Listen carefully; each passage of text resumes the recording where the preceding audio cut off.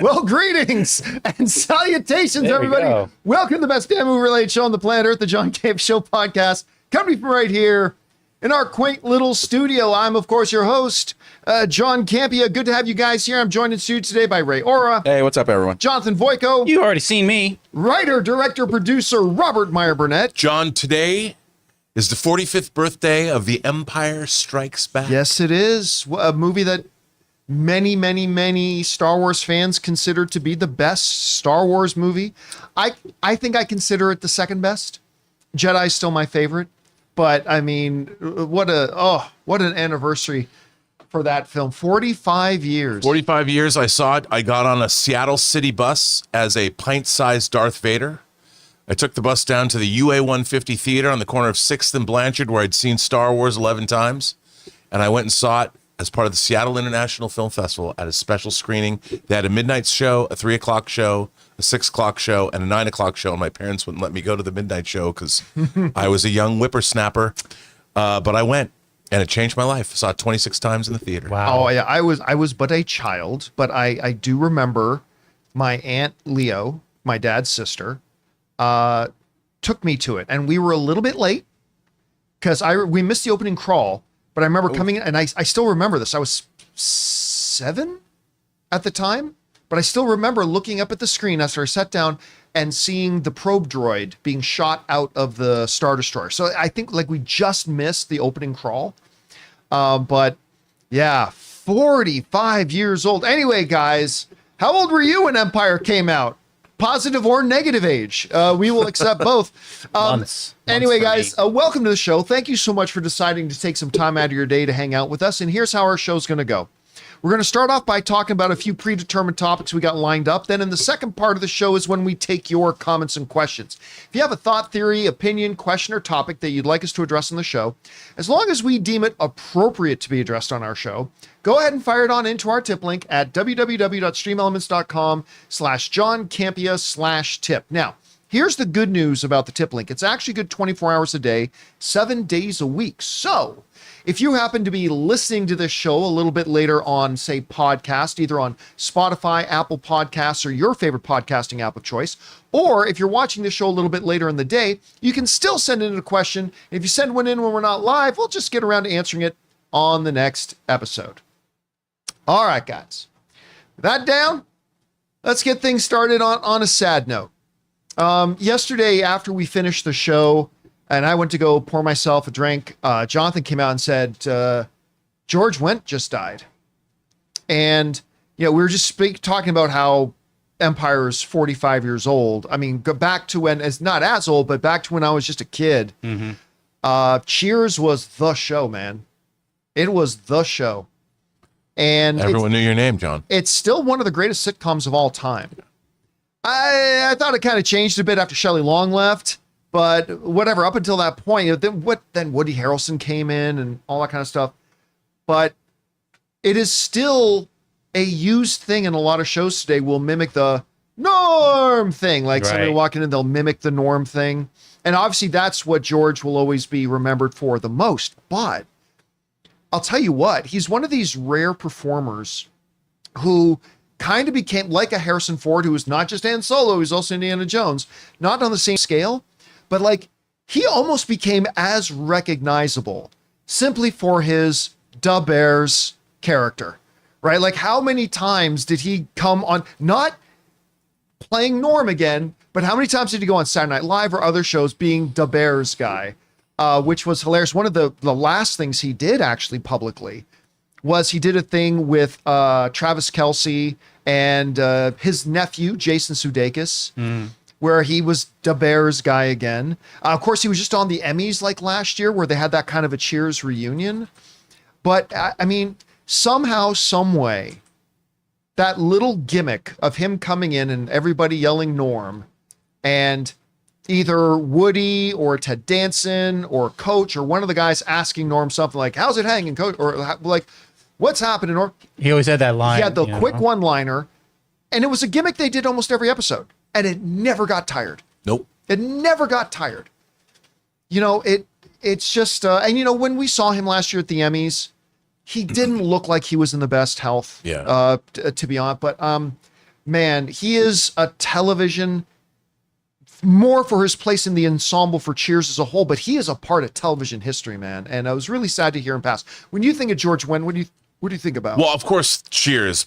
But, and I know I'm forbidden to speak about this topic on this show, but there was a Star Trek character in Deep Space Nine that was based on named Morn. Yep, I remember him. Morn, a little reverse of Norm's name, and of course, Morn was a perennial barfly at Quark's Bar. Yep, That's great. On Deep Space Nine, But never and they spoke. Yeah, and well, they did do an episode called "Who Mourns for Morn," and great. Even the design of Morn was great, very Norm, redolent. And but again, you think about how many people have indelible characters in pop culture that are not going to be forgotten anytime soon. And I mean, he was on the total duration of the show, I think. I think he was there from start to finish. Yeah. I might be mistaken, but I think he was there from start to finish. Because a friend of mine was the photographer on that, the unit photographer, and she said she worked with him on that show for 9 years. I mean, what a run. Yeah. I mean, Cheers was in the 80s. Cheers was such a huge deal. And it's still, it's funny. I don't know why. I started watching that show. Elizabeth was watching it last year, and I'm not a real sitcom guy, but I was watching consecutively like the first 2 seasons of Cheers. It was a really good show. Oh yeah. I mean, it was really, really good. I binged it again during the pandemic. It's good, man. Yeah. I was surprised at just how good it was. I love this shot. It was like a cast party with George Wendt there, and you got Tartikoff right there with his shirt off, just rocking out. Just stand there with the beer in his hand. Oh yeah. Again, I was so sad to hear about his passing, man. But what a legacy he leaves, and he had what 99% of performers in Hollywood never have, like you said, a permanent member of the pop culture zeitgeist. I mean, and in multiple ways. Anyway, guys, question is for you. What do you think about this and the passing of George Wendt? What's your favorite memory of him? Whatever you guys think, jump down to the comments section below and let us know your thoughts. All right, guys. With that down, let's move on to this. Speaking of Cheers, I believe in its run, I might be wrong about that. I might be off by a couple, but I think Cheers won something like 28 Emmys along the lines, right? The Emmys are, of course, the Oscars. 28. So it was 28. Yeah. Oh my God, I was right about that. The Emmys, of course, are the Oscars of television. It's the highest prestige, it's the highest honors that you can get. And like the Oscars, sometimes there's conversations that go around about maybe some potential rule changes they should make around the Emmys. Now, the Emmys has expanded a lot because, well, let's face it, what's on our television screens has expanded a lot. Today, there are multiple categories that were never there 20 years ago. But Variety put out an article about 10 rule changes that they're proposing that ideally, in their minds, would make the Emmys better. Many of them, I don't think they would. But I thought we would take some time and go through some of this, not all of them, but through some of these proposed rule changes for the Emmys and whether or not I think they would be good or not so good for the Emmys themselves. All right. The first thing they mention here, their number 10, is create a reality performer category. I've been screaming for it. It's difficult for me to put into words how much I hate this idea. Me too. Like this, by the very definition of a reality series, somebody's not a performer. Exactly. It doesn't make any sense. Now you can be the pessimist and say, well, we all know that's not really reality. Producers have them repeat one or the lines other. or whatever. Either take away the reality tag or don't say it's a performer. To me, this is one of those pathetic things that like the Golden Globes does, like best blockbuster picture. This is simply a category they want to add for to viewership. for viewership for the Emmys. That's all it is. There's no creative merit to this. This is simply a pathetic, obvious gasp grab to get more viewers to tune in for something. At that point, why not just give an award to like athletes for best like sports performance in the year, most memorable sports performance of that year? I mean, but that would make sense. For That's a good one. Like some guy scores 5 touchdowns in one game. Yeah, that makes sense. Good for this television, doesn't make any but sense. It wasn't scripted. Like it just happened. You know what I mean? Right. I see what you're saying there. So I personally don't like this one. Rob, what about you? No, like you said, I looked at reality performer. I'm like, okay, it seems like every kid gets a trophy these days at these award shows, and it just makes them less and less special.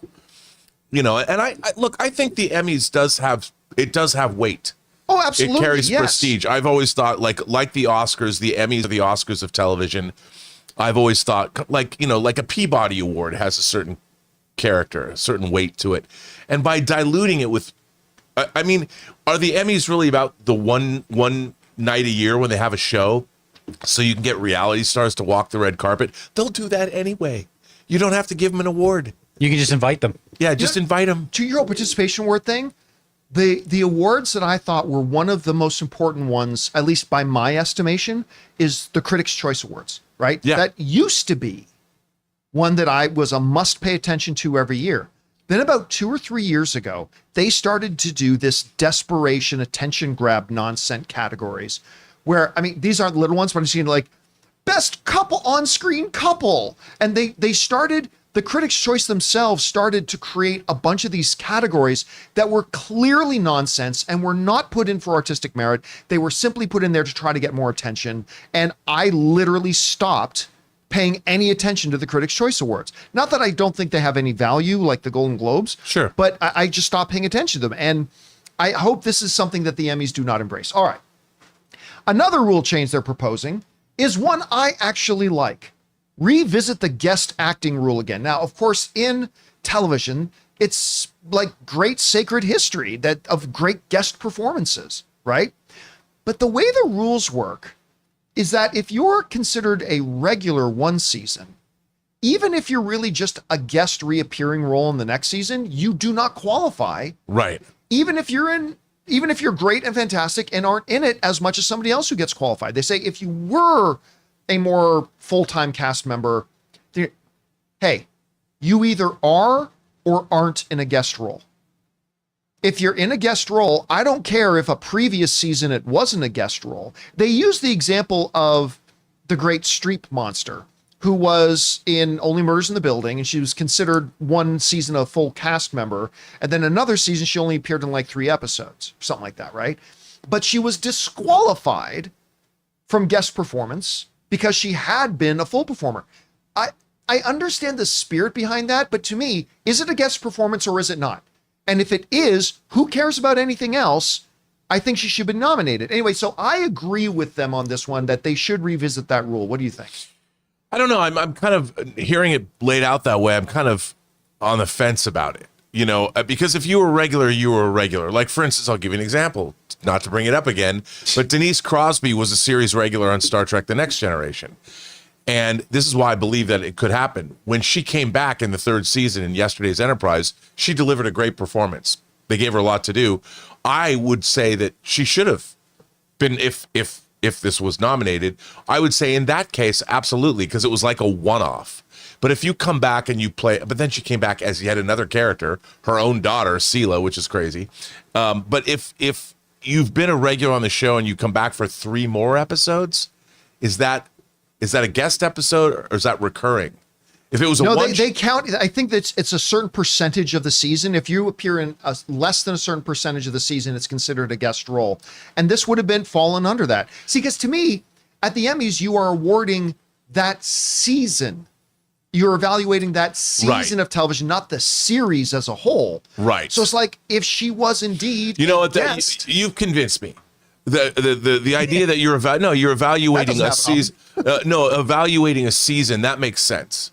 I'm thinking the overall, and that's why, some shows can win, the best drama series 3 years in a row. Oh yeah. Yeah. I keep forgetting that. That's important to remember. You're judging that season of television. Look at 30 Rock. It was almost like boring at how many awards 30 Rock just gets. Yeah. That's just over and over again. Because, All right, let's go. This one, we're not going to spend any time on this one because it's a behind the scenes thing.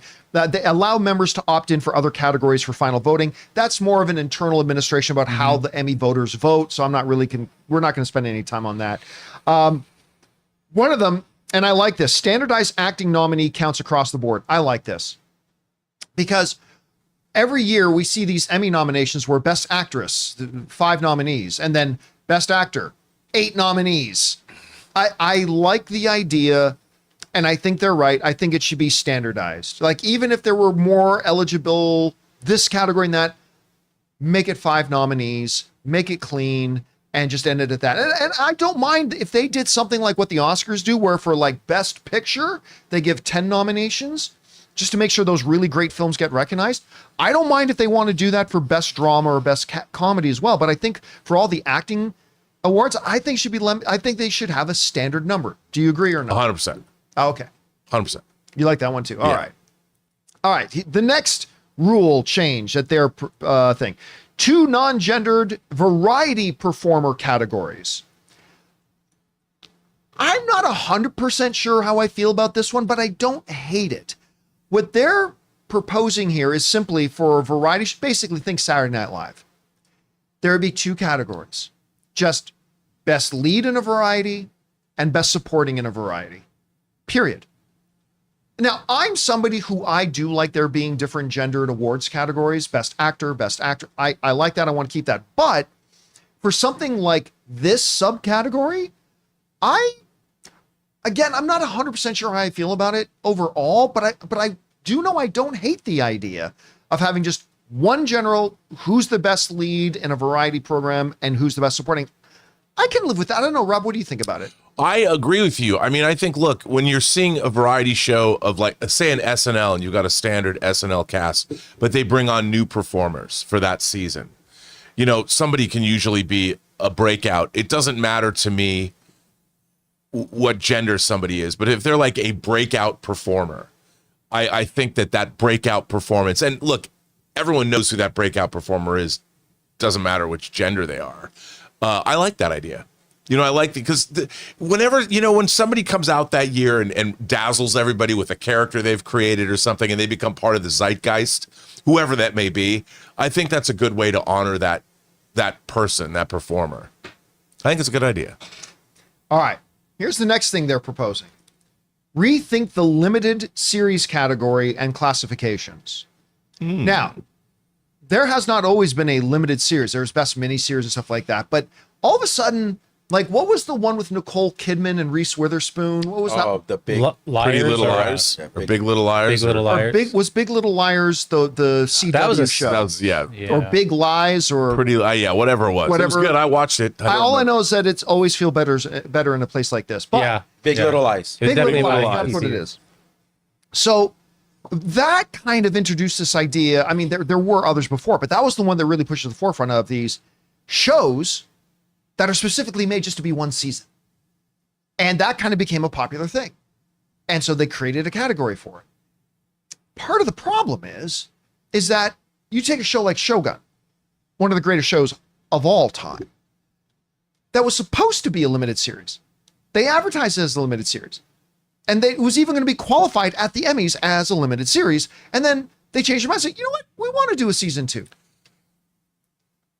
I think to their point, it's like, isn't that just the same for almost any series? Doesn't every series get one season and then they kind of decide if it's getting a second or not? And how is that any different? Now, I'm going to say I don't like the idea. I think I do think there's a difference between telling a specific story in just 12 episodes. And that's all you're intending to do. I do like that. Now, they make the point of, listen, if the limited series is a drama, just put it under best drama. If it's a comedy, just put it under best comedy. I get that, but I do think there's a bit of a difference in telling Yeah. these anthology things. Someone can just swoop in for that one limited series and then just take it all. I think it's different. Yeah. And I actually apply your rule to it of you take it series by series. And if in that first season of Shogun, we thought it was only that, it is limited series. But now for its season 2, season by season, it does not count for limited. You have to do it as a series, not a limited series. So Also, like, you think about like the Harlan Coben adaptations Netflix does. They're like 10 episode shows and they're an adaptation of a novel. Or the Kate Winslet show, what is it? Mare of Easttown? Mare of Easttown. That was a terrific show, single season. That is a limited series. You know, and I think that is a dip, because the philosophy behind a TV series is you hope it's going to go more than one season. But Mayor of Easttown was designed to be a single series, one story, or like HBO's like The Night Of. You know, there was that was a single season show. It was not going to be another show. It had a beginning, a middle, and an end, whereas an ongoing series, and that would, I think, be up to the producers to submit a show. Because look, like you pointed out astutely, when you make a show like a sitcom or you make a drama, you're hoping, like CSI, you hope you're going to get more seasons. Sure. But it was designed, you know, going in that this is not a limited show. Right. You know, when you're making a limited series with a beginning, a middle, and an end, and you treat it differently. That does so your characters can change or die or whatever. But with an ongoing show, you're writing these characters as if they will continue. Right. on. You're right. It's written differently. It's written differently. But Shogun was not. And it was authored. But that raises the one problem though, because I agree with Rob, right? Like I think you approach these have different approaches. They're approached differently. But let's say that Shogun and FX, the company behind it, didn't decide to do its season 2 until after the Emmys happened. What happens when Shogun wins the Emmy for Best Limited Series, and then later they announced, now we're going to make, like, do you take back the Emmy? No, what do you do? Because the intent to make, it's intent. They intended to make one series. It was based on a novel. So they can back it up and go, look, we had no plans to make a second show because the actual source material was over. Yeah. So they're by all rights, the fact that they figured out a way to do a second season. It's like, look, they did remember the show The Terror? Oh yeah. So The Terror came out, that was based on a Dan Simmons novel of the same name. Well, when it was successful, they went and made a second series. They made a series that took place in a Japanese internment camp. It had nothing to do with the novel it was based on. Well, was it the next year? Well, but I don't think they intended to make the same thing with I think Shogun. the same thing happened with Big Little Lies. Like, didn't it win Best Limited Series? Yeah. And then later they decided to do a second season. Because it was still a limited show, just because it became. It's just that it wasn't anymore. Right. I mean, but I still think even the second season. The original intent. Yeah, and I think that means that they would intend even the second season would be its own thing. It's like an anthology. It's like, how is American Horror Story? How is that considered? Because each year it's a different. Or Fargo. Was Fargo considered a limited series or an ongoing series? I think they consider those anthologies and those are different. But anyway, I guess that's what Shogun would be then. Yeah. Well, Shogun is a continuation of all the same characters. It's true. Anyway, I think they should just keep it as it is for now and figure out how to deal with like situations like Big Little Lies or situations like if Shogun hadn't changed their mind prior to the Emmys, because they did change their mind prior to the Emmys and they moved Shogun from Best Limited Series into Best Drama, which it won everything. Anyway, let's go on to the next one here. Their next proposed change is allow premium digital content to submit. Really what they're saying is YouTube. And maybe TikTok, but primarily YouTube. And I might surprise you by saying this. I am 100% for this. What is the difference for the end user? What's the difference between Netflix and YouTube? When I go out to my living room and I sit down, I got to turn on my TV, open up my Google Chrome, my Chromecast, and there's a Netflix option and there's a YouTube option. I click on one of them and I watch content. If you remember the very popular Cobra Kai series started as a YouTube show. Yeah. Now, a little bit different. They had a full studio behind it and all that kind of stuff. But if there are going to be content creators that create great talk shows or great comedies or scripted drama or whatever, why should it not count if it's on my third button on my Chromecast as opposed to my fourth button on my Chromecast? I actually agree with this. I think they should allow. Now, I don't think you create a new category for it, but hey, if there's a great talk show, if there's a great variety show, if there's a great comedy, and it deserves to be up there and competing against those ones that are on Hulu or Disney Plus or NBC or whatever, I say let it count. How do you feel about it? 100%. I 100% agree. I mean, look, you're not going to have a network behind you pushing it unless, I mean, it would be interesting to see if YouTube itself would put forth, because you have networks that have to submit episodes and things like that. How many submissions would you get from YouTube? I think you'd have to have YouTube's management decide what they're going to submit to the Emmys. Otherwise, it'd be an insane free for all for the Emmys to. So I think YouTube would have to, like other considerate networks have to. Matthias and Light, I didn't even think about this. Damn right, the John Campea, put up Matthias's comment there. The John Campea Show should be, I didn't even think about that. That's right, the John Campea Show should absolutely be in contention for best talk show series. Or variety show or something. All right, yeah, I don't know if we're a variety show, but... we should we're wildly entertaining. That's right. Wildly. We are ridiculously entertaining. We should absolutely be nominated for best talk series. 100%. Wow. Oh, Rob. All right. Come on, man. You can't be on YouTube without having an ego. This is an interesting one. Introduce episode of the year category. This is my favorite. This is my absolute favorite. 100%. I'm with you on this. Listen, yes, you should. Best drama is about the season as a whole, the overall story. But how often do we talk about individual episodes? Whether we're talking about Last of Us Season 1, Episode 3, Battlestar Galactica, Second Exodus. And or Season 2, Episode 8 will win. I mean, like, seriously, how many times do we talk about, like, seasons and, like, every episode is also its own thing. And while best drama should still be the more important, the bigger, absolutely, I absolutely am 100% on board with the idea of best individual episode. I think that's great. I could see this taking over as the best, the award that people actually tune in to watch to see who wins, just because there's so many great episodes. Over like the full series. I wouldn't be, to be a judge of that. I think people would still be more interested in the best overall series. Yeah. But I think this would get it. Number one, it would get a lot of attention. Yep. But I'm okay with it getting a lot of attention because it's creativity based merit.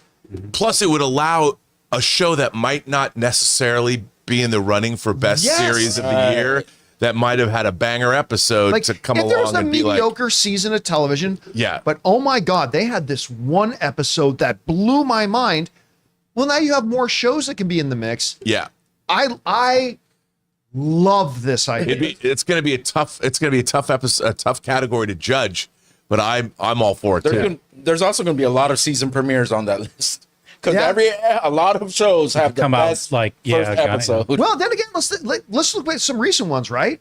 Like Last of Us Season 2, the first episode wasn't the best one. Oh yeah, you're right. Daredevil, the first episode wasn't the best one. We just talked about how even Last of Us Season 1, it was Episode 3. Just talked about Battlestar Galactica, that was Second Exodus. Just talked about, like, so... Even Severance, the first season, the first episode, you almost... Yeah, the first episode was okay, but then Yeah. it got really good, right? So I think you'd have a nice mix of, like, premiere episodes. Anyway, I love this idea. I hope they do this one.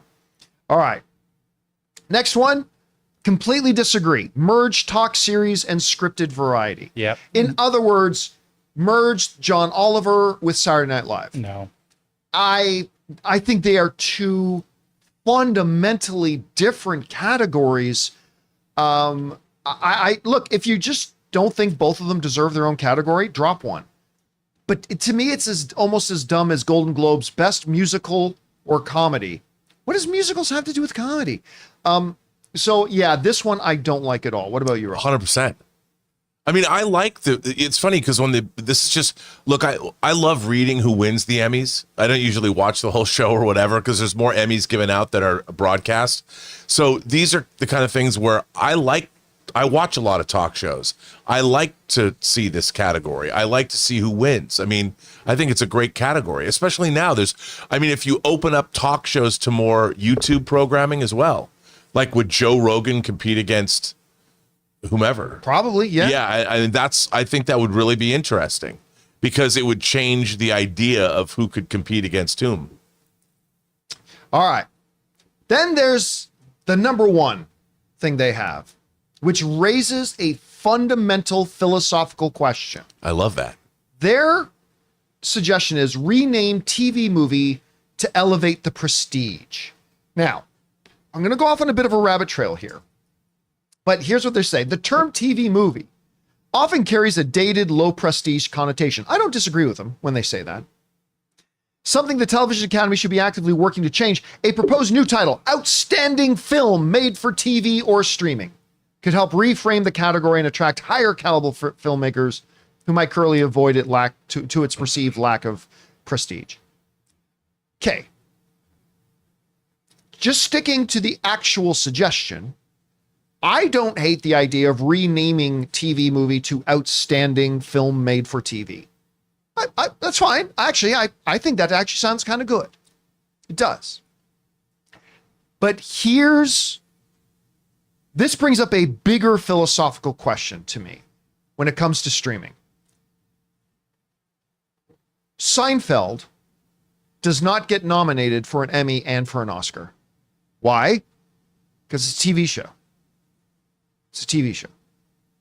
Andor will not get nominated for any Oscars. Why? Well, because it's 7 hours. Therefore, it's a show. I do not believe that what's the name of the airport one that just happened? Carry On. Carry On, yeah. right? Like that movie. I do. I like that I did movie. too. I enjoyed it. Carry On should not be nominated for an Emmy and an Oscar. No. If it was released in theaters, Oscar. If it's not, I know there's some people who kind of look at this, but But it was made for streaming. It was a direct to streaming film. right, but So- many direct to streaming films today, Netflix has a number of films that get qualified because they do the bare minimum to meet the Oh, qualifications. right. Well, then you can either do one or the other. It either had a theatrical run or it didn't. Right. Period. so no Emmy for that. So Yeah. but what happens if Carry On decides, you know what? Because Netflix has had a number of these. All we got to do is put this in one theater in New York and one theater in LA for 3 days. And so here's my question. I am still of the belief that if you're a streaming network, you're a TV channel. I mean, that's what you are. You are a channel whose prime and exclusive delivery device is the home television. You're a TV channel.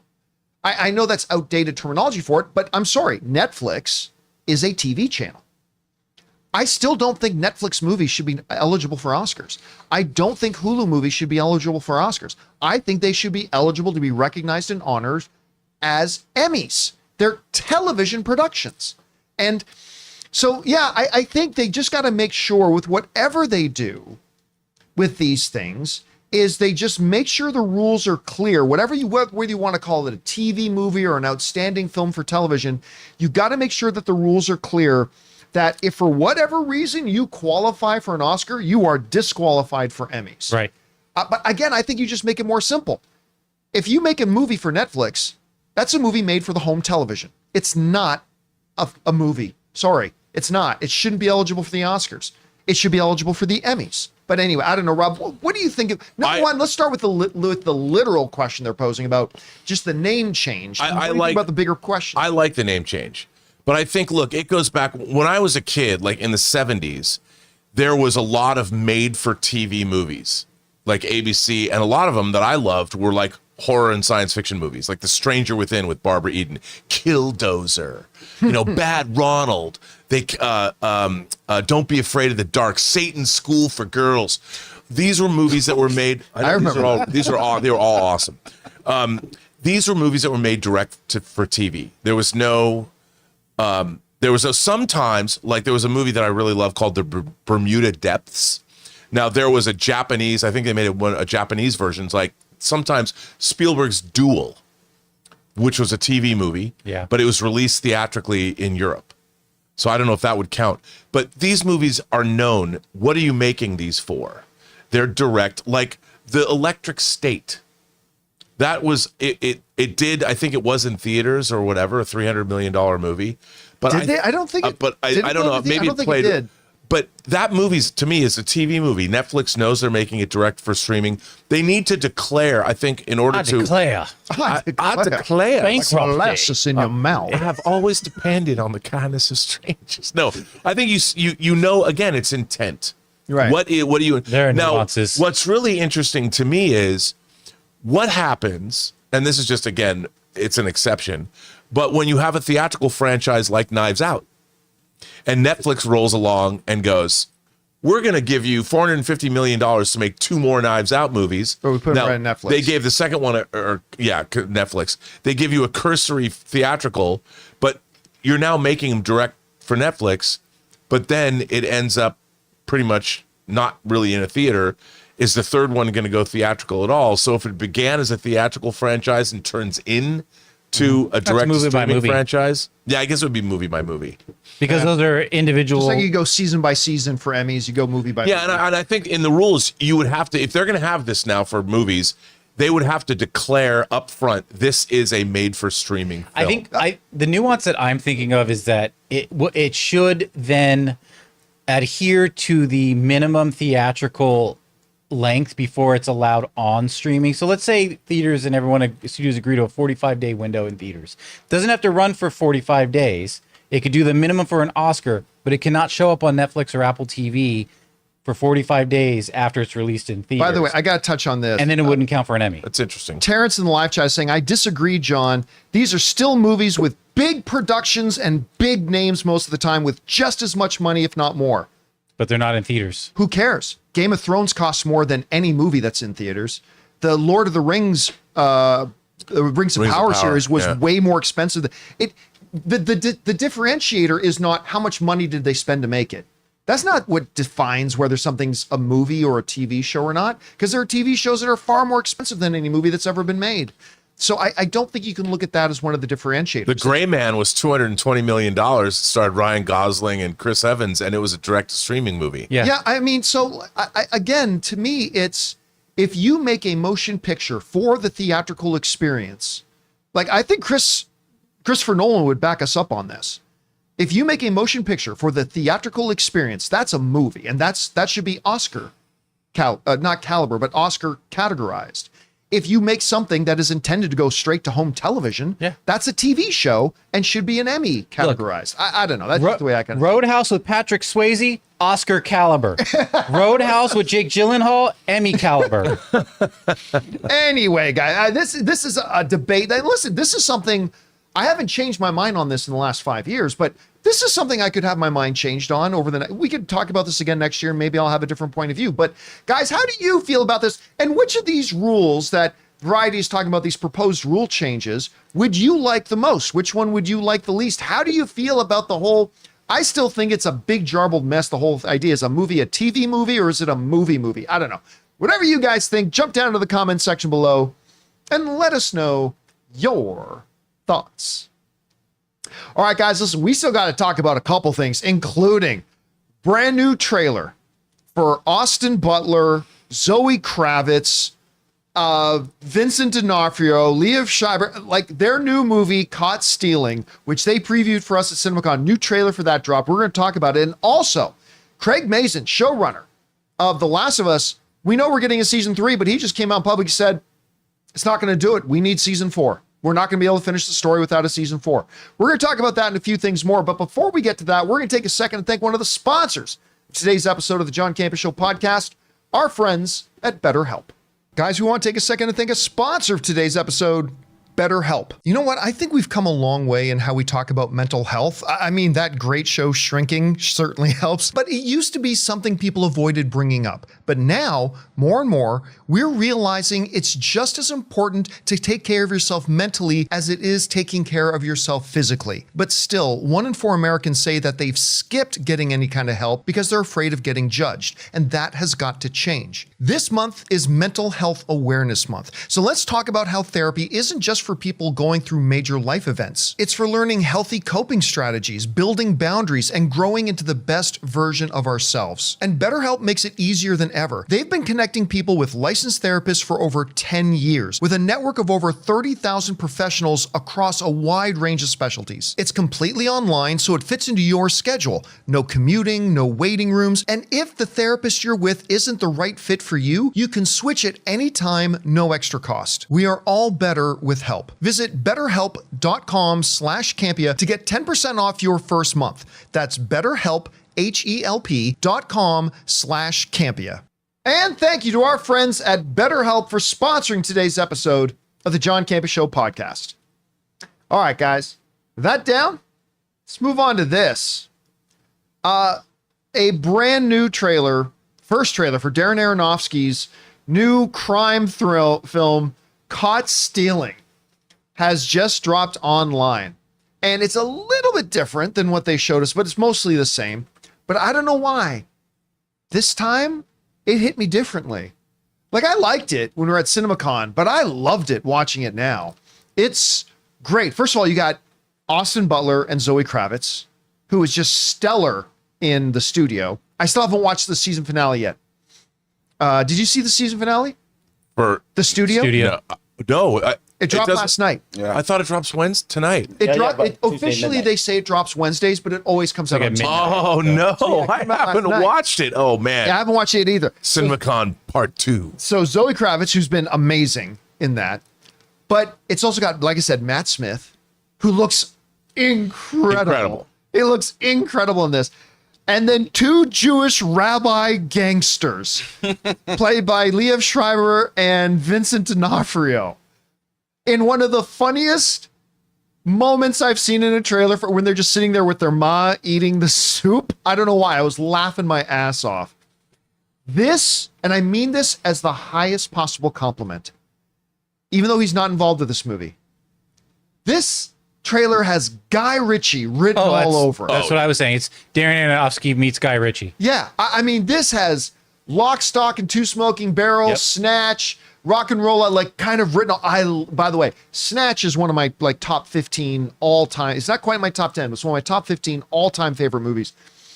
And this has that sort of a feel to it, but with like Oscar caliber talent yeah, dude. across the board on it. And it just looks like it has this great kinetic energy to it. The humor looks like it's going to be right on par.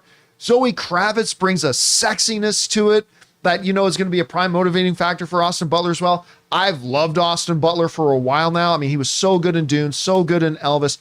I mean, he's just great in everything that he's been in so far. And then you got, I'm not going to lie to you, when I go get in line to go see this movie, my number one reason is to see those Jewish rabbi brother gangsters. They're going to be the number one reason I go to see this. Everything about this looks like a load of fun.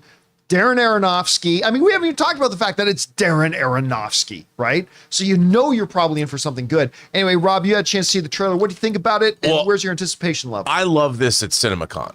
You know, I love when we saw it at CinemaCon. I think Darren Aronofsky. This is based on a book, I believe, and I like to see Darren Aronofsky returning to something a bit more commercial.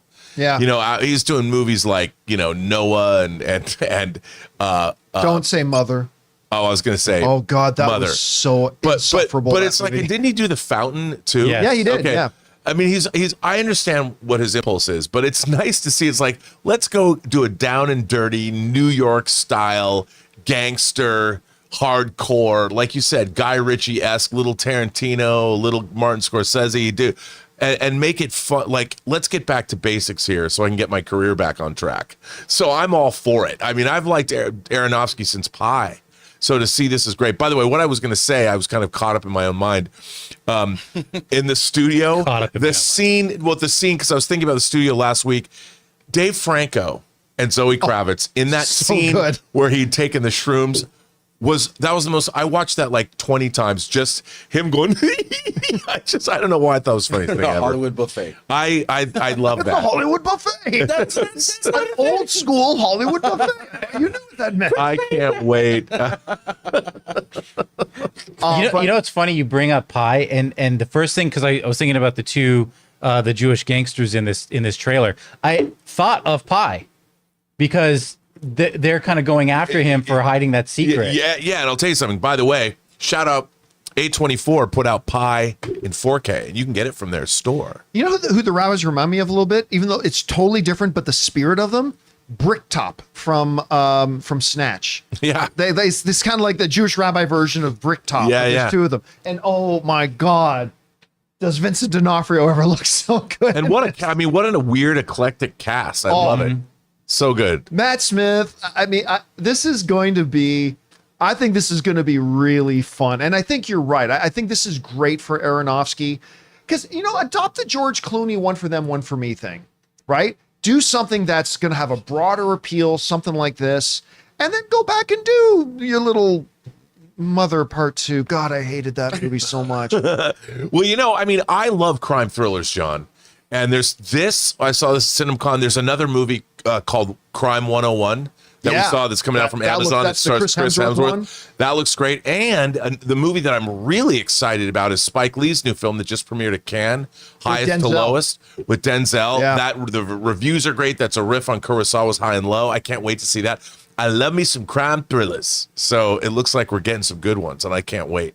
All right, guys, question is for you. Did you have a chance to see this new trailer for Caught Stealing? I'm actually really excited about this movie, and I don't know why. It's hitting me differently now than when it hit me at CinemaCon. But I just love what I saw there. Whatever you guys think about it, jump down to the comment section below and let us know your thoughts. All right, guys. With that down, let's move on to this. We've known for a while now that Last of Us Part 2, the game, was going to be split into 2 seasons because the story is just so vast. It's just so much drama and so much everything that's got to go on in there that we already knew that there was going to be a Last of Us Season 2 and a Last of Us Season 3. But now, Emmy Award-winning showrunner Craig Mazin is saying, we're not going to be able to finish the story. I had my doubts too. In 3. Yeah, I mean, I started to develop my doubts during this season. Was 7 episodes? But he said, like with 7 and another 7. We need more. Yeah, we need more than 14. And anyway, this comes to us from Gizmodo, who wrote this. Next season, The Last of Us won't be the last of it. In a new interview, the show's co-creator, Craig Mazin, said that the upcoming 3rd season of the show will not finish the story of the second video game, The Last of Us Part 2. There's no way to complete this narrative in a 3rd season, Mazin said. Hopefully, we'll earn our keep enough to come back and finish it in a 4th. That's the most likely outcome. All right. When I was watching this season, I remember last week, it stunned me, even though somewhere in the back of my head I knew it already, when it said next week on the season finale. I'm like, wait, what? Yeah. Next week's the season finale? By the way, I'll just mention it for the 4,000th time. God, I hate modern television's habit of having 6, 7, 8 episode seasons. Such bullshit. It's cute. Anyway. Is it a limited series, then you get to though? wait 3 years for the next 5 episodes. Yeah. I really, really hate that. They should shoot both. If they're going to do that, shoot them both seasons concurrently. Yeah, shoot them back to back. Just book everybody in. But that being said, as it is. But that really did drive it home to me when I was watching that. There's no way they can finish this in season 3. Not unless they gut it of all that depth and richness and all the thematic importance. There's story beyond Seattle too. Yeah, So, I mean, there's just so much to do that there's just no way you could do that with the fantastic pace that this season has had. As great as that pace is, that pace won't finish out this story in one more season. So, I mean, I have got to believe that Craig Mazin and Neil Druckmann have probably had conversations with HBO. Like, I'm sure this comment is not hitting the HBO executives out of left field. What do you mean he can't finish it next season? I've got to believe if Craig Mazin is saying this publicly, that they must already have some kind of understanding. Like, yeah, they haven't made it official. Yeah, Craig's got to say, well, hopefully we'll get a 4th season. But I mean, I think at this point, it's got to be a foregone conclusion that you do a 4th season. Don't you think? Like, what do you think about Mazin's comments here? Well, I having not played the second game, I don't know how far the story goes, but it makes sense to me. I was really surprised after watching episode 6, which I loved. Obviously, we loved it. That when they're like next week on the season finale. Yeah. I thought it was going to go at least 8 or 9 episodes. 10, honestly. Yeah, I mean, I was like, was the first season 7 episodes? I thought it was longer. I thought it was 8. Maybe it was 7. I don't remember. But I felt that this season was just getting ramped up. I mean, after that flashback episode, I mean, I guess it makes sense, but I do know a lot about what happens in Seattle, and there's a lot to go. And Catherine O'Hara in an interview said season 3 is Abby's story. So Which I figured. you trade off the narrative in the game too. It was 9. It was 9. Last season was 9. Yeah, see, the last season was 9 they episodes. got 2 more episodes then. Two more episodes, and that's a whole movie. That's a whole movie's worth of Last of Us, because these are long episodes. That surprised me. And so they knew they were splitting they knew they were getting a 3rd season, so they probably cut it in a place. Same with House of the Dragon, by the way. The 2nd season seemed truncated because there was a battle that they were going to have to do for like the next 2 episodes, so they stopped it before the battle started, and I felt like you guys ended the season a little too abruptly, I think. So it makes sense to me that they're going to need a 3rd and 4th season. So hey, I'm all for it as long as they make a great show. I don't care. Yeah, I agree. Anyway, guys, question is for you. What do you think about this? The showrunner Craig Mazin is saying that we're going to need a 4th season to do this. Do you think they're going to get it? Do you think, like I do, that they probably already have an understanding that they're going to get it? I don't. Or do you think maybe this comment is catching the HBO executives by surprise right now? Whatever you guys think, jump down into the comments section below and let us know your thoughts. All right, guys. With that down, it's time for us to move on to the most important part of our show, which is, of course, taking your live comments and questions. But it's time for us first to bid adieu and thank you to Robert Meyer Burnett for being here. Great job again today, Rob. Thank you. And now we're going to get on to your questions. But before we do, we're going to take another quick second and thank another sponsor of today's episode of the John Campea Show podcast, our friends at Stitch Fix. We want to take a second and thank a sponsor of today's video, Stitch Fix. Guys, you know I love movies, but you also know I have absolutely no fashion sense, and I absolutely hate shopping for my clothes. But thankfully, I have found a better way. Stitch Fix online personal styling makes it easy. With Stitch Fix, I get a stylist who understands my style, size, and budget, and they do all the shopping for me. Because look, shopping and figuring out style can be overwhelming, especially for somebody like me. When it comes to getting dressed, I don't even know where to start, to be honest. That's why I love having a Stitch Fix stylist. They really know what works for me. I get pieces that make me look great, and it's a real confidence boost. You just give your stylist your size, style, and budget preferences. You get to order boxes when you want and how you want, no subscription required. They send you personalized pieces, and the fit is always on point. No stores, no crowds, no stress. Just personalized looks that you will love. So guys, make style easy. Get started today at stitchfix.com/Campea. That's stitchfix.com/Campea. And thank you to our friends at Stitch Fix for sponsoring today's episode of the John Campea Show podcast. All right, guys, with that down, let's get on to the important stuff. Your live comments and questions here. So, Jonathan, what we got up first? KTSO is Blasterproof says, "Hi, John and crew. I'm 29 years old, and I just finished watching the original Star Wars trilogy. I wish I could say I loved it as much as I love Rogue One. When I say I love Star Wars, that means Andor, Rogue One, and The Mandalorian." Hey, listen, there's some people who watch The Godfather and say, I don't get it. Like, why is it such a big deal? Like, I mean, it happens. Again, it's art. They're movies. They hit us all in different ways. And just because there's a lot of us who think it's like the greatest thing ever doesn't mean you're going to think it's the greatest thing ever. And that's perfectly okay. That's the art form. So no worries about that. All right, what's next? Fry Guy, what's more likely? John Wick gets a live on Broadway musical?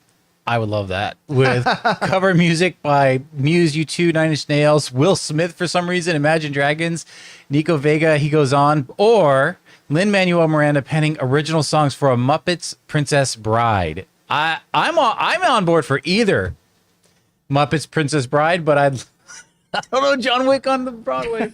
Here's the thing. I think John Wick on Broadway would be boring.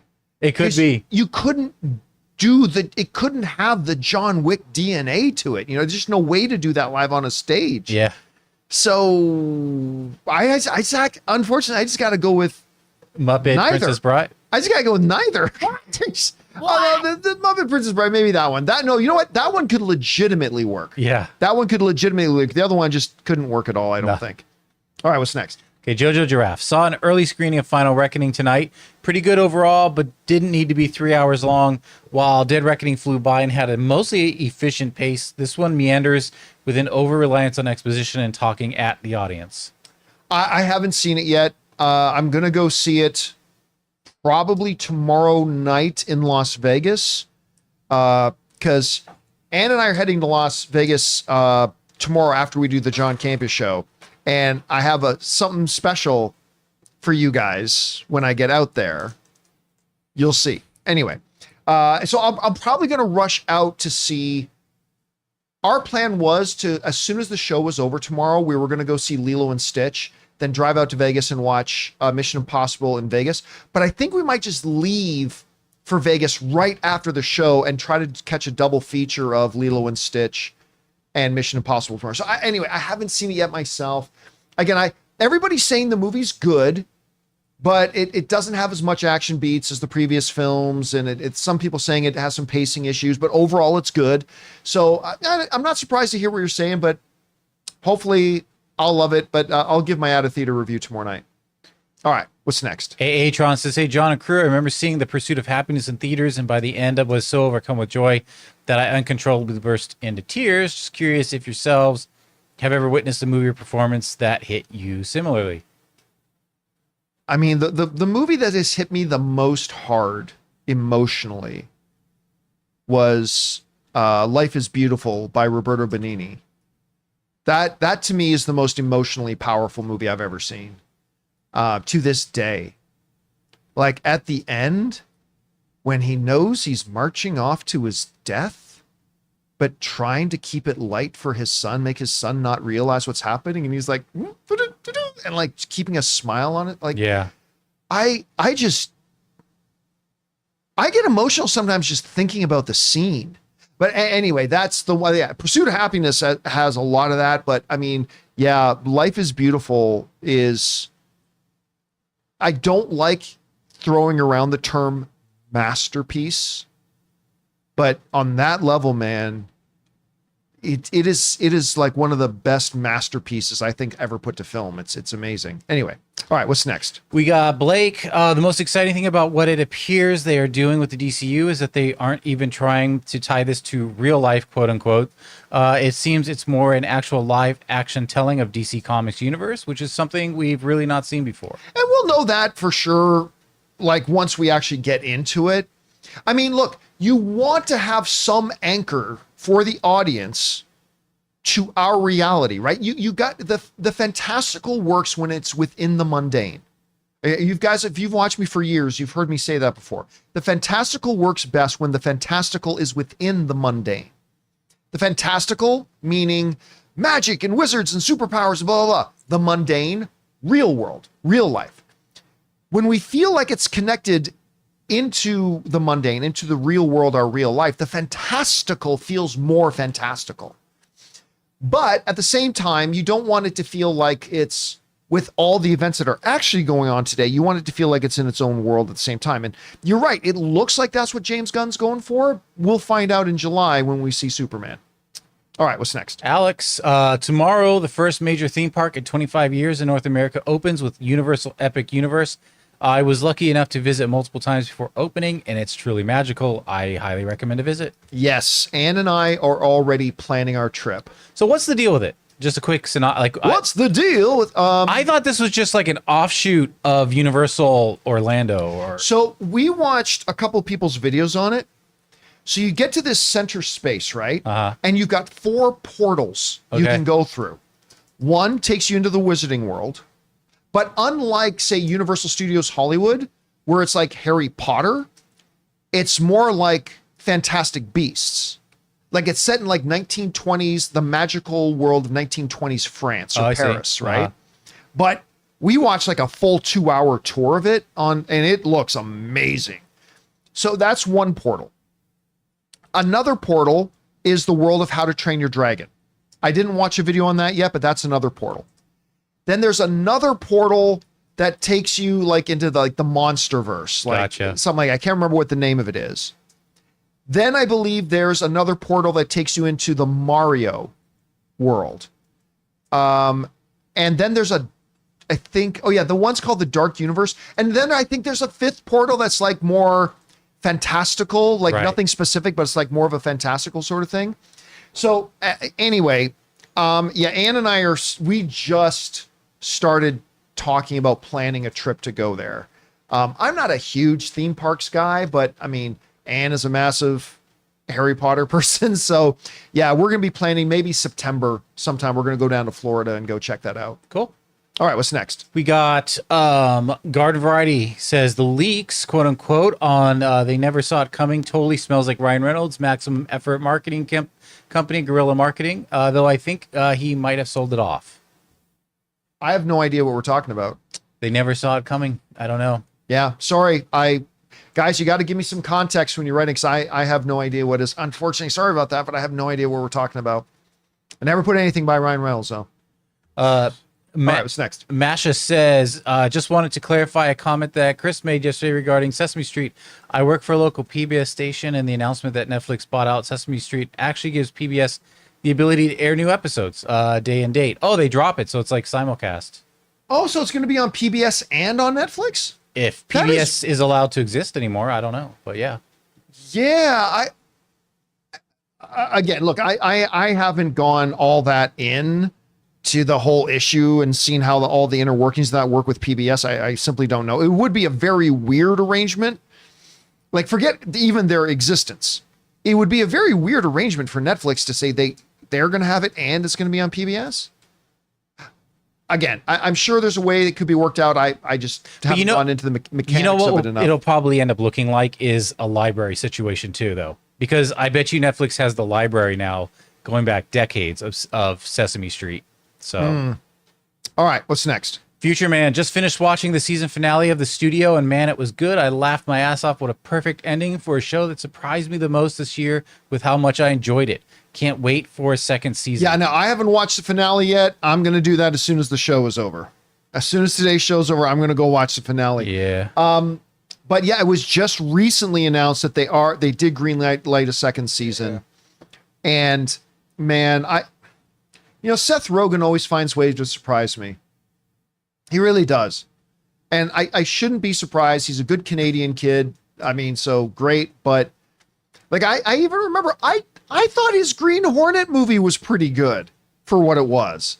I enjoyed the Green Hornet. Yeah, I'm sorry, I had liked fun it. with it. And you know what? I still remember. I might have told this story. I can't remember. But like when I sat down with him, I literally said to him, I said, "Listen, Seth, I got to tell you,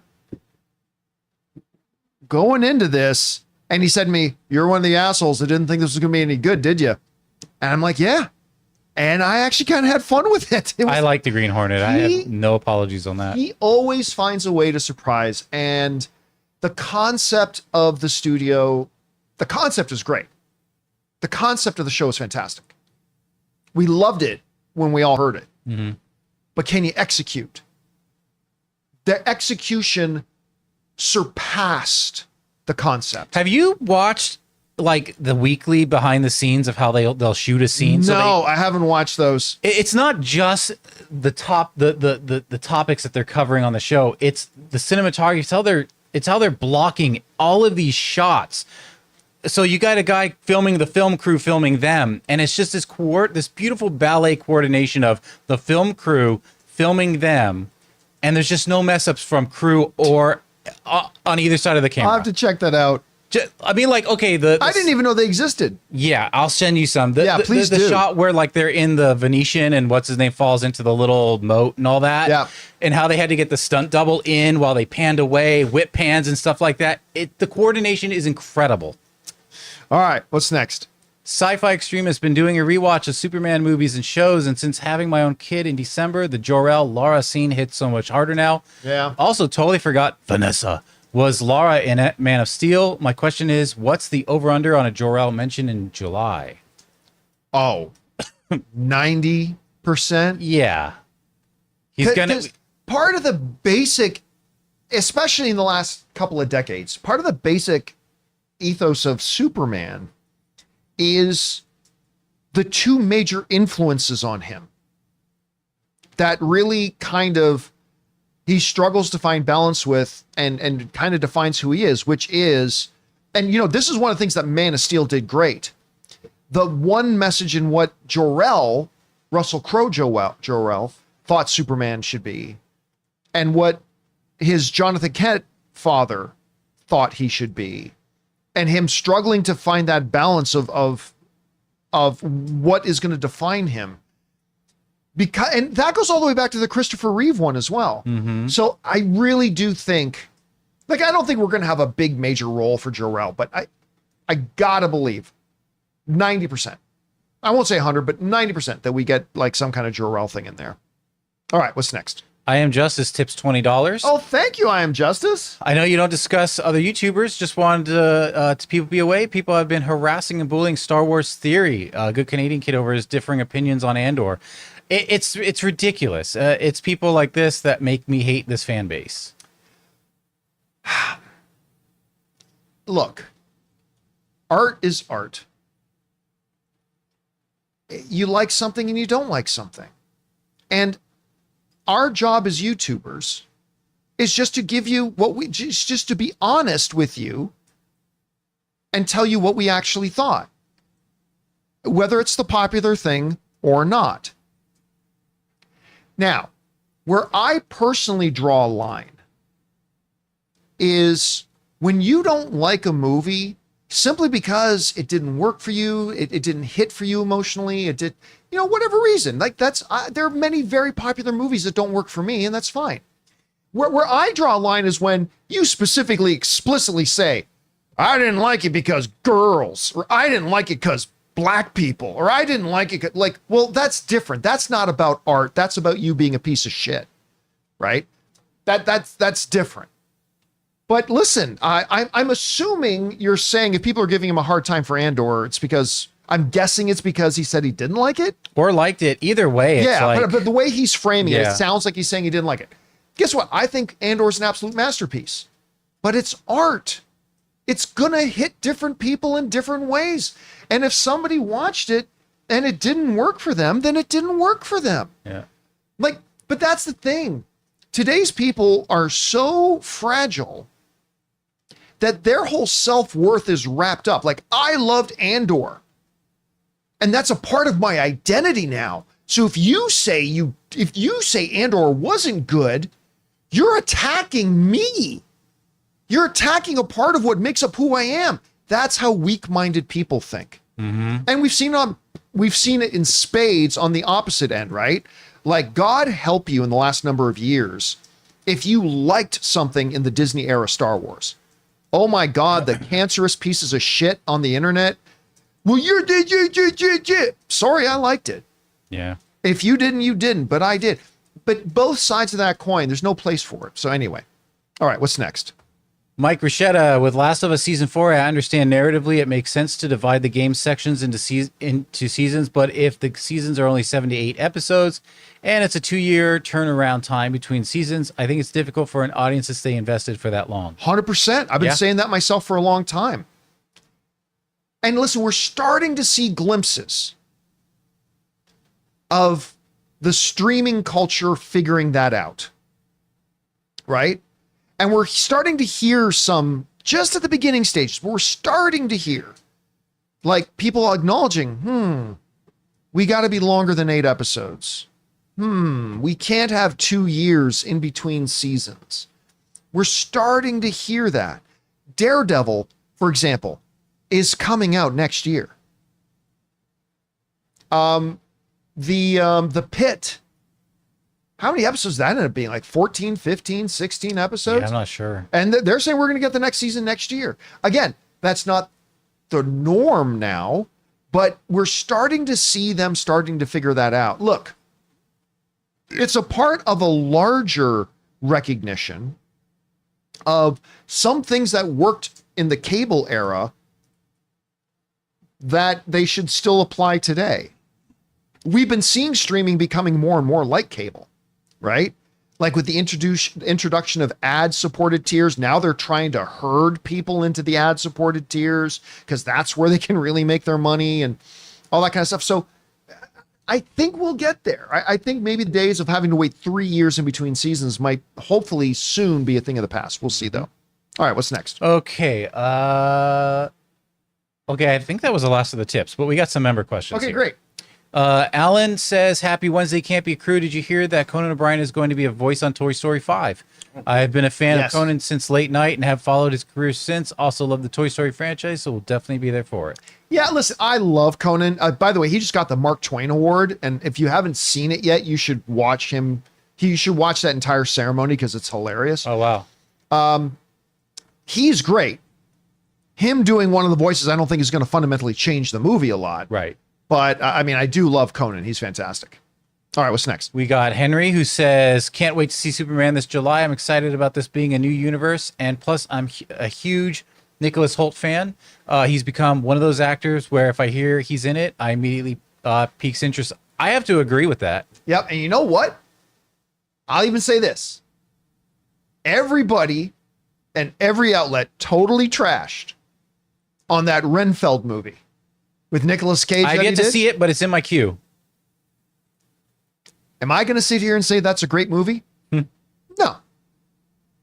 But I'd be lying if I didn't tell you I had fun watching it. Nice. And Nicholas Hoult was one of the big reasons for it. Nicholas Holt's great, man. He's awesome. After I watched him in this movie that just came out earlier last year, The Order, where he plays like a white supremacist, Yeah. I'm like, he can be a villain. He can do it all, man. Yeah. All right, what's next? We got Little Big JP. Just did a double feature of Until Dawn and Final Destination last night. Really like both of them. Now gotta wait for Superman. That sounds like a fun. I didn't think Until Dawn was terrible. Yeah. Sounds like a fun double feature. Yeah. I thought there were terrible things about Until Dawn, but overall. But Final Destination, man, that movie's still holding a 92% on Rotten Tomatoes. It sounds like he watched them in a good order too. Until Dawn saved first a and better Final- one for yeah. your second film. But I gotta, listen, I still can't believe a Final Destination film has a 92%, but it deserves it. It's a super fun movie. You know what? When I was looking at the rate, I hate to hijack this topic, but when I was looking at the critic ratings on Rotten Tomatoes, I didn't realize the audience rating was so low for The Last of Us. I was like, I didn't bother clicking on it. No, you can't pay any attention. Oh, because, okay. Because here's the thing and this is totally off topic, but Yeah, it's just something I noticed, which was weird to me. remember, Rotten Tomatoes for movies, when you can trust the audience scores on Rotten Tomatoes for movies, because for movies, Rotten Tomatoes can actually verify that somebody voting actually saw the movie. They leverage the major movie theater chains' ticket purchasing and Fandango, because Fandango owns them. And when people actually saw and bought tickets to the movie, so when you see 78% verified audience score, that's a legitimate number. They don't have a way to do that for television. Right. So people that makes review sense. bomb that stuff. Like That makes people just organize and say, they have gay in it.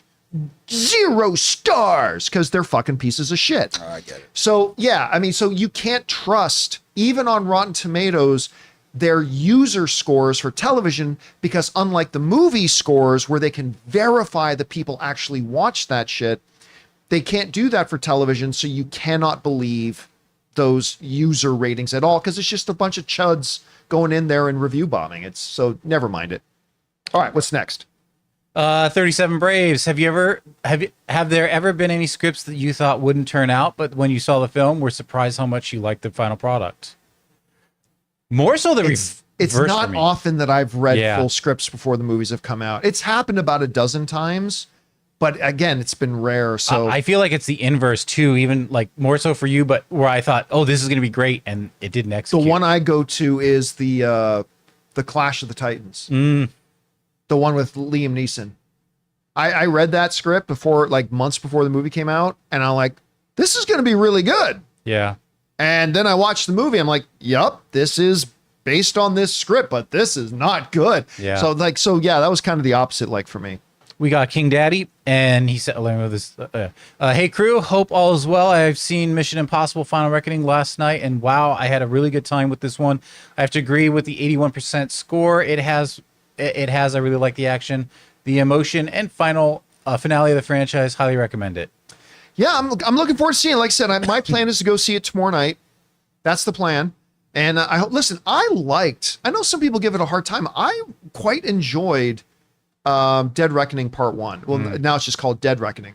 I liked Dead Reckoning. I don't think it was the best of the franchise. I don't think it's the top 3 of the franchise, but I thought it was really quite good. So I'm looking forward to seeing this one. Cool. We got one more. All right, last one of the day. Yep. We got Clayton here. It says, after seeing the latest Jurassic World trailer, do you guys think this could be a $1 billion film of the year? Or the first The $1 billion first $1 billion yeah. film of the year? I Well, feel. Go It ahead. depends. Okay, could it be a $1 billion film? Absolutely. The last one was. This one could be too. So it could be. But it depends on whether or not Minecraft has enough gas left in the engine to get across that finish line. Correct. So like It's about 70 mil off though. is it only 70 And I mil think off? it hit Yeah, it's like streaming. 930 right now. Okay, so yeah, it's about nine. So it's about 70 mil. You know what? It's starting to look like Minecraft's not going to get there. Yeah, it's getting like 500 grand a day now. It's After its opening weekend of 162, I thought, oh, it's going to get $1 billion, but it may not get to the $1 billion mark. Yeah. So yeah, Jurassic World, I think it has a shot. So what you're saying is Minecraft is a flop? Yeah, Minecraft's a flop. It didn't make $1 billion. Total bust, total flop. I will say I have not, ever since the Jurassic World where the volcano went off, I was like, screw this, I'm out. And I didn't see the next one. And I was like, I think I'm just not into Jurassic World movies anymore. And then I saw this trailer. I'm like, oh, this is like a horror. This is like a return to form. I think I'm in. Yeah, this new trailer is really quite good. Yeah. I'm surprised how much I'm looking forward to it Yeah. now. So anyway, we'll see. All right, guys, that'll do it for today's installment of the John Campea Show podcast. Thank you so much for being here and making our little show part of your day. Big special thank you to all you guys who sent in questions. Number one, because you gave us great fun things to talk about. But number two, you supported this channel as you did and all of us involved with the show. Thank you guys so very much for your support.